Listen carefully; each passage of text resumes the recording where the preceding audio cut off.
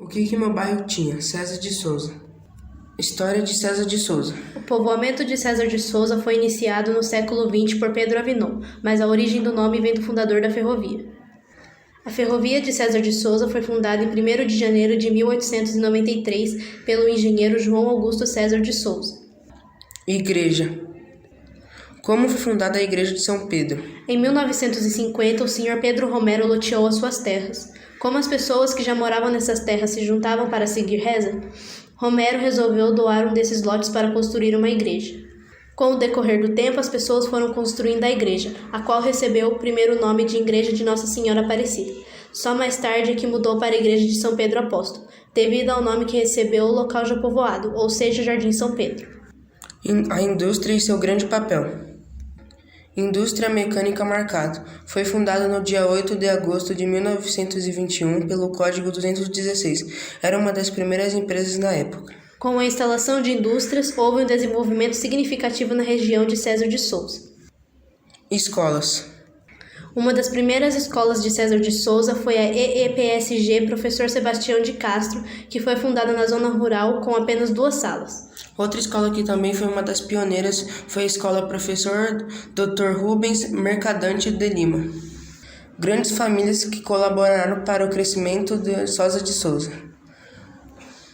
As grandes famílias foram uma das partes mais marcantes da história de César de Souza. Dentre elas, há a família Bos Vidal, responsável pela fundação da empresa Bos Vidal. Algumas outras famílias também fizeram parte do início de César de Souza, como João Batista Gerevini, Francisco Coccaro e Avelino Pinto. Aqui estão as imagens de João Batista Gerevini e a família Bos Vidal. Curiosidades. Você sabia que existia um cinema em César de Souza? Esse é o único registro existente do antigo cinema de César de Souza.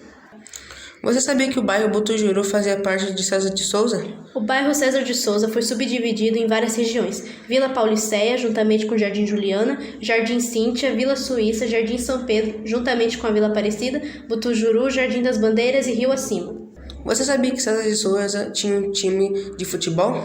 ADC Empreiteira Vidal. Antigamente existia um time de futebol que representava o nosso bairro de César de Souza.